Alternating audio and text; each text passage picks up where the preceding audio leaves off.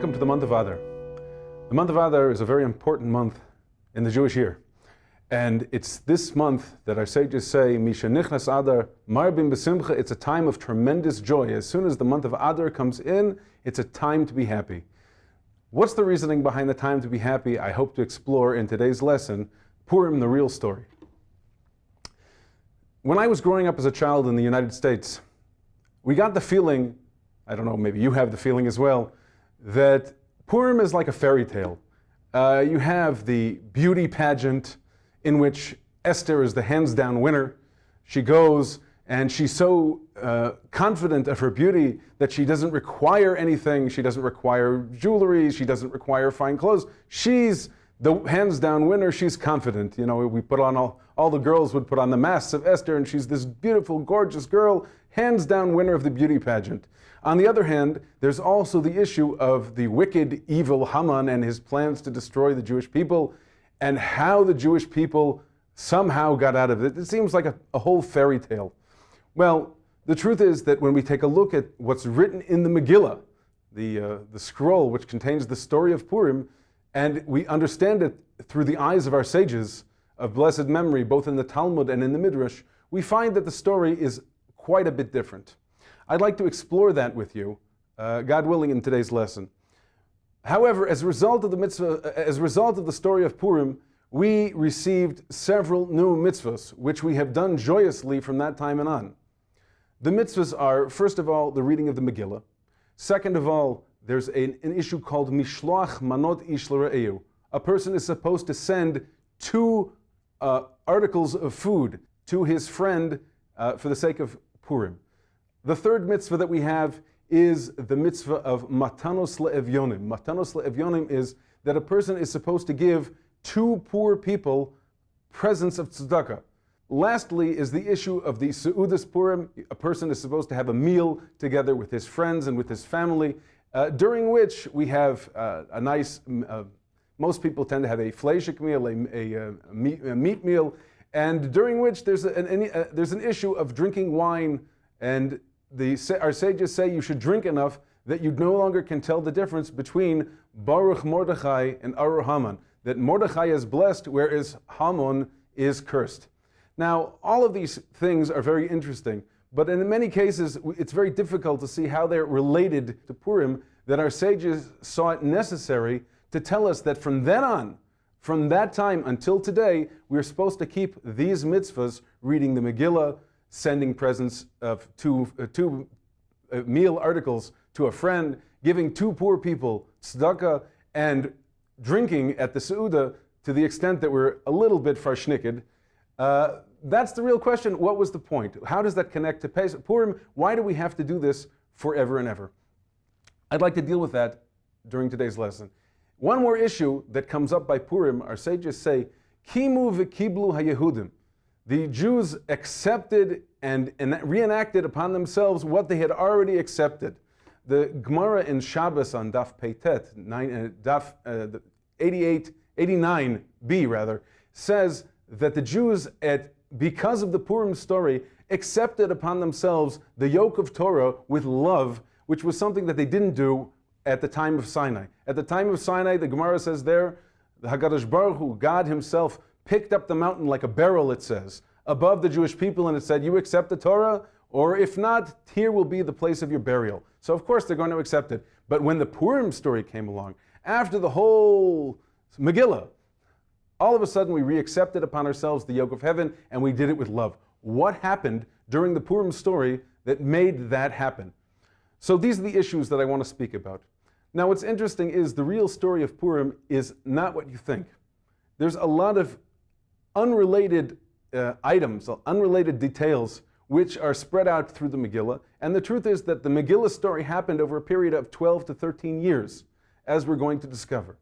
The Megillah starts out and tells us that Achashverosh, right, the wicked king Achashverosh, held a party 1.5 year long. Now, normally for a king to have a party, you don't really have to have a reason. But if you're going to have a half-year-long party, there really should be a reason behind it, don't you think? So, for half a year, the king and the closest aristocracy of the 127 nations over which he was king, They all came together, they all partied together, and they had a great time. What was the party about? Also, it tells us that he did it during the 3rd year of his kingdom. The third, after he was king for 3 years, now he saw it fit, now was the time to have this party. Why the 3rd year? Lastly, the Megillah says that it happened when he was sitting al kiseh malchuto, he was sitting on his throne. What's the throne have to do with it? So our sages say the following. When Achashverosh took over the kingdom, he took it over from Darius the Mede. When he took over the kingdom, he saw within the treasure trove, which was left from Nebuchadnezzar, the king of Babylon, sitting in the treasury was the throne of Solomon. Now the throne of Solomon was a tremendous, tremendous thing. It was a mechanical marvel. Our sages tell us it was a throne. The throne itself was built on a dais 12 steps high. In order to get up to the throne, you had to ascend 12 steps. On each of the steps, there was 2 lions on either side. As Shlomo HaMelech, King Solomon, would ascend the steps, at each step, the lions would face him and they would quote to him a verse from the Torah, telling him how a king is supposed to behave, until such time as he finally ascended the final level and sat down on his throne. However, what happened is that if someone was not a descendant of the house of David, when he would try and ascend the throne, the lions, instead of quoting verses at him, would take a swipe at him. So that chair, that kingly throne, was something that Achashverosh really wanted to do. But despite his numerous attempts at climbing it, he never got a chance to sit on it. So what are you supposed to do? On the one hand, you want the chair. On the other hand, you can't have the chair. So what are you supposed to do? Says Achashverosh, no problem, I'm a wealthy man. I'm going to pay the greatest artisans in my kingdom to rebuild a facsimile of the chair. And so he did, that's what he did. He went out and he hired artisans, gold and silver worksmiths, in order to make a new chair for himself. Now, what was the problem? The problem was that the artisans which were the most familiar with the chair were the Jews that were living in a small village named Shushan.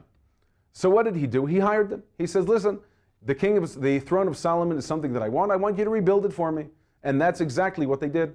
So they built for 3 years. It took them 3 years to make a facsimile of this chair. And it was tremendous, both literally and figuratively. When it was finished, they realized they had one big problem.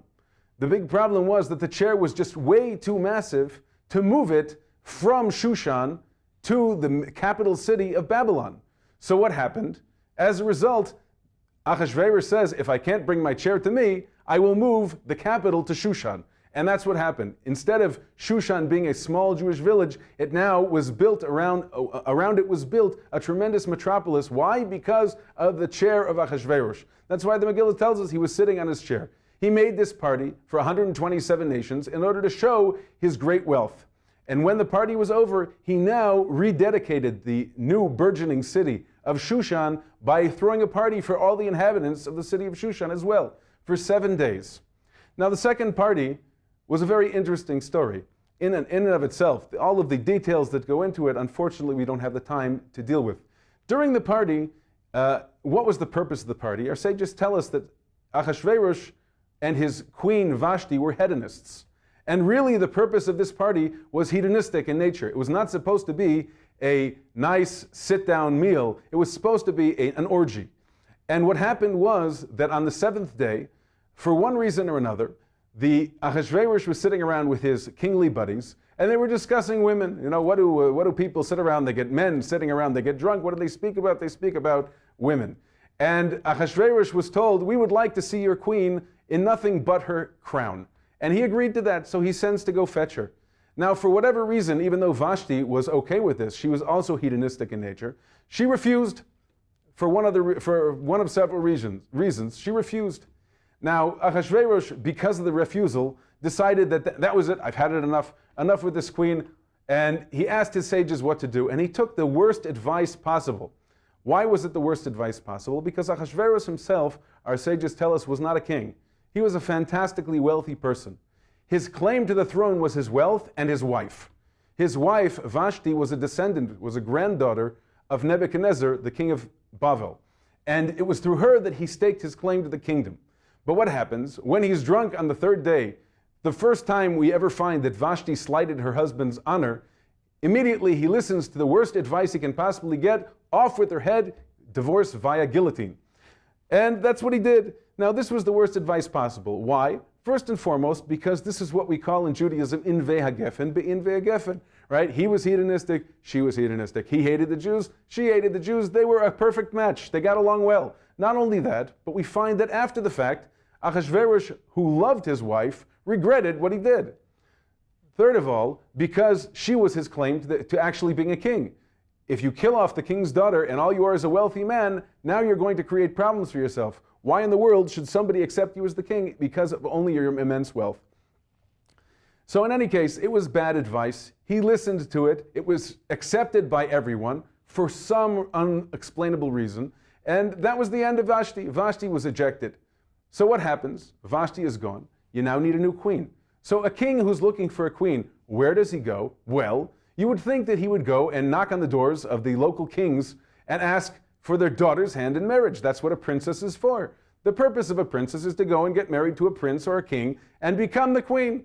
But what does Achashverosh do? He takes the worst advice possible. His advisors come along and they say, no, go and collect all of the women throughout your kingdom and bring them here, and you'll try them all out and you'll see who's the best queen. And that's what he does.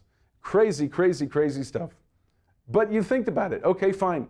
Achashverosh has his pick of all the women in the land. And who does he choose? He chooses Esther. Now, who is Esther?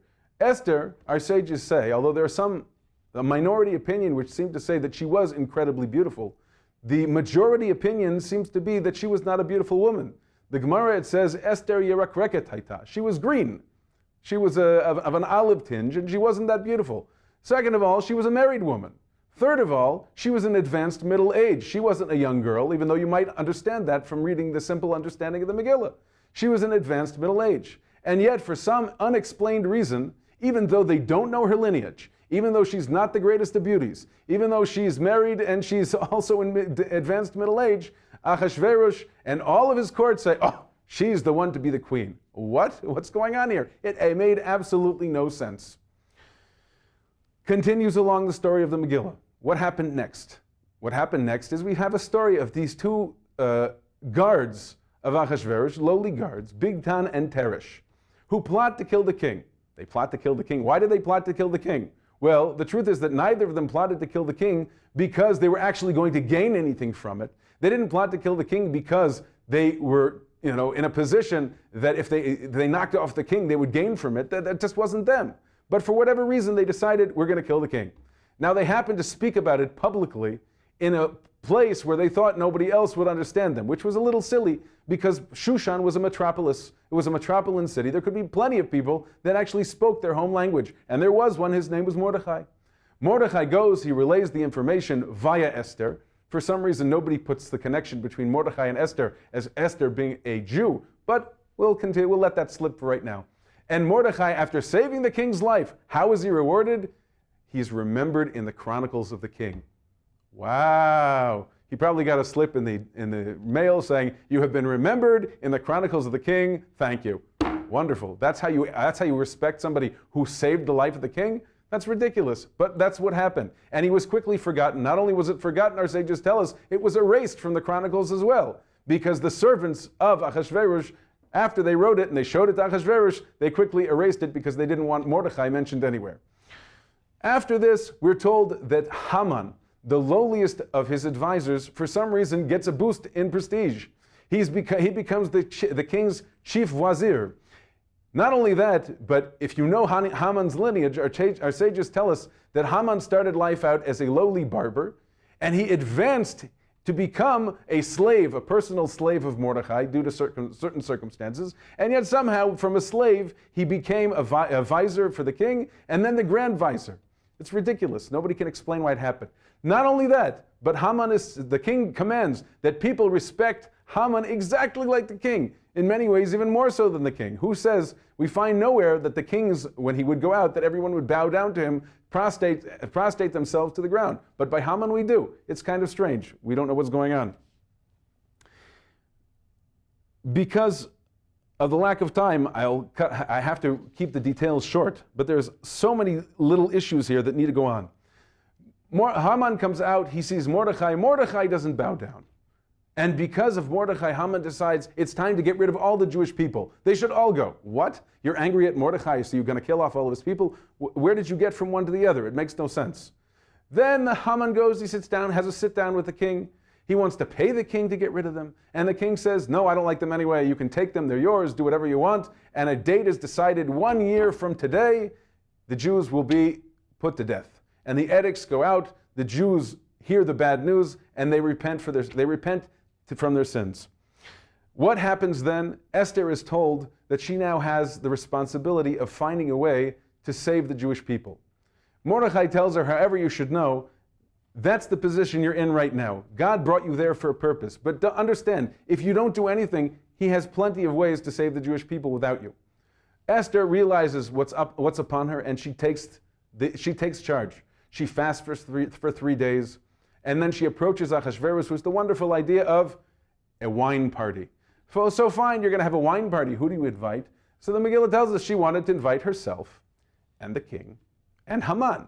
Now, you think that if she wants to advise the king, she wants to convince the king, the one thing that you're supposed to do is not invite the king's visor who is against the Jews in the first place. But she does it for one reason or another. In any case, after the party, Haman goes home. He's so happy. He's thrilled. He has a great time. Oh, who does he bump into? Mordechai. He says to himself, I can't wait. It's time to get rid of that Mordechai guy. So what does he do? He goes home.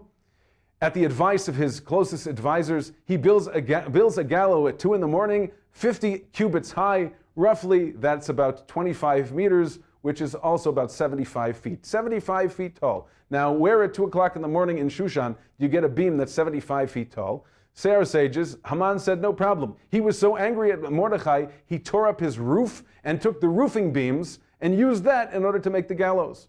3 a.m, we're told Haman goes off on his way to the kingdom.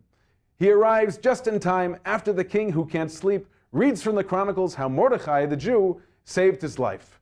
And now it's time to repay Mordechai. All of a sudden, it comes out, now's the time to repay Mordechai. How is he supposed to be repaid? Well, Haman is supposed to lead him through the streets, proclaiming how great this person is.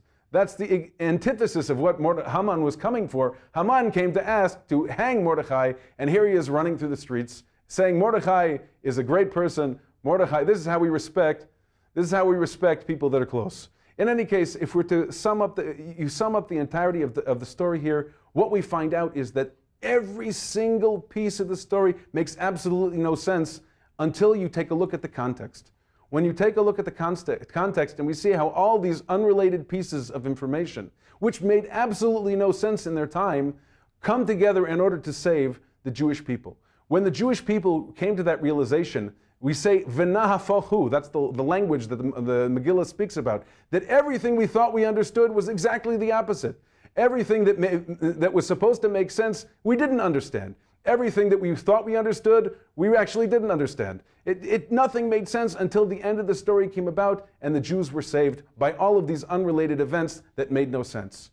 When the Jews took a look at everything, this entire process that went on, all of a sudden they say, wow, we thought up until today that we could handle things. You know, we have politicians, we have all these different means of causing and affecting, but what happened was everything we thought we would cause, the effect didn't come.